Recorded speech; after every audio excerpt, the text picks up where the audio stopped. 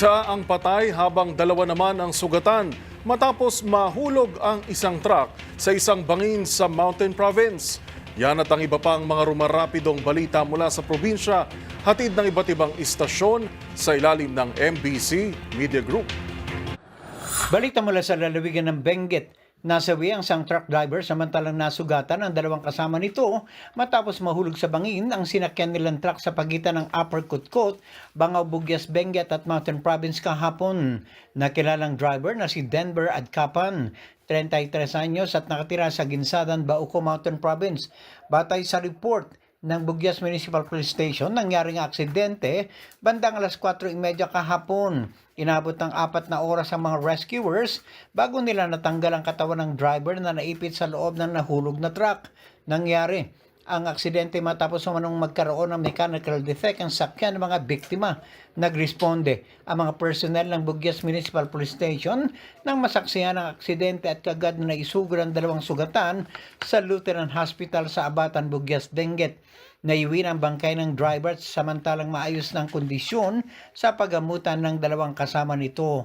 Para sa MBC TV Network News, ito si Romy Gonzalez, una sa Pilipinas, una sa Pilipino. Patay ang isang lalaking sakay ng bisikleta matapos mabangga ng motorsiklo. Sa ulat ng binalunan PNP alas 10:45 kagabi naganap ang aksidente sa Provincial Road ng Barangay Poblasyon kung saan ang biktima ay nakilalang si Lando Caso na sa hustong gulang, STL Grand 88 Sales Supervisor at residente ng Sitio San Jose, Barangay Poblasyon. Nabatid sa investigasyon na sakay ng kanyang bisikleta ang biktima papauwi na sa kanilang bahay at habang tumatawid dito sa kalsada, aksidenteng nabangga ng motorsiklong minamaneho ng isang 17 anyos na binatilyo na residente ng Barangay Kaman ng Ordaneta City. Kapwa sugatang isinugod sa paggamutan ng LGU Rescue Ambulance ang dalawa, subalit idineklarang dead on arrival ng attending physician si Casio habang patuloy pang ginagamot ang binatilyo. Para sa MBC TV Network News, ito si Friday Fajardo, Aris 38, una sa Pilipinas, una sa Pilipino.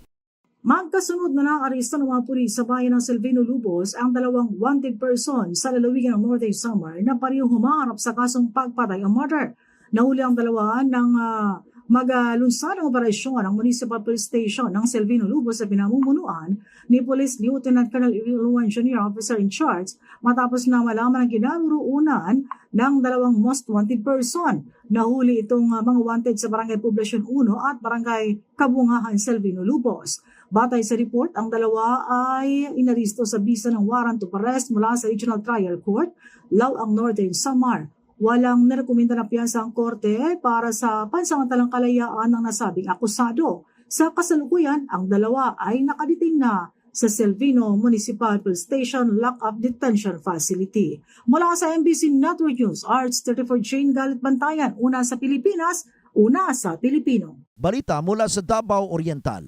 Nagtulungan ngayon ang LGU Mati City at ang Philippine Institute of Volcanology and Seismology o DOST PhilBooks ng Department of Science and Technology upang maghanda laban sa tsunami. Sa pamamagitan ng Memorandum of Understanding na kanilang nilagdaan, mas palalakasin at palawakin ang karunungan ng komunidad sa pamamagitan ng mga aktibidad na pang-education at community-centered upang mas maging handa sila kapag may tsunami. Ito ay isang landmark partnership upang iligtas ang mga tao laban sa tsunami. Ang inisyatiba ay bahagi ng pagdiriwang ng World Tsunami Awareness Day o WTAD 2024. Marami na pamamaraan ng pamahalang lungsod ng Mati na mga aktibidad na nagbibigay ng karunungan sa mga tao upang malaman kung ano ang gagawin kapag may lindol, tsunami, hazard awareness, risk reduction at iba pang kalamidad. Para sa MBC TV Network News, ito si June Suter, una sa Pilipinas, una sa Pilipino.